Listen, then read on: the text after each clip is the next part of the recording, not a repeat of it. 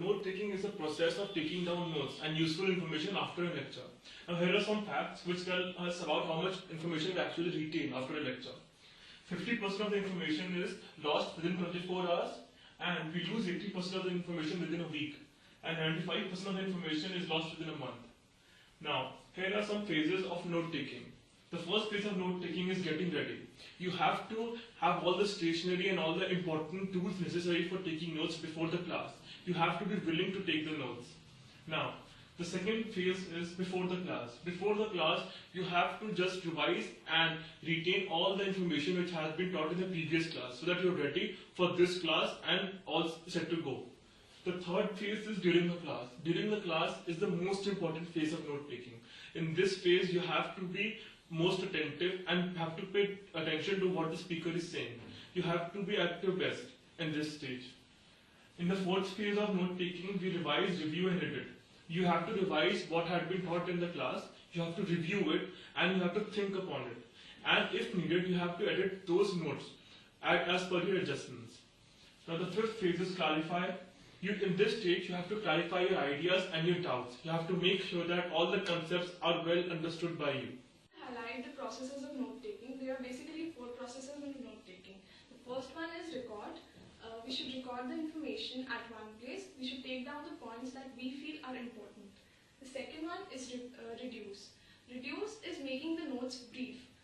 We should use short forms, abbreviations to make our notes brief, and they should be readable and understood by us. The third one is reflect.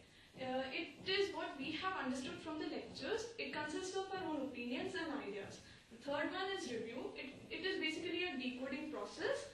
We should fill in the gaps, edit for what we have written, compare it with others, and finally we should review our notes within 24 hours so that we can retain it. We have 5 methods of note taking. First is corner method. In this we divide our page into 2 parts. One is of 2.5 inches and the other one is of 6 inches. In the 2.5 inches, that is the right part, we note our summary, the main points. Then in the 6 inches part, we take our rough notes. Then we have the outlining method. Here space indentation plays its role and we have an organized manner of notes. The third is charting method. In this method, we divide our page into columns and values. In the columns, we write the main phrases or the notes or the points, the basic points. Then we have the mapping method.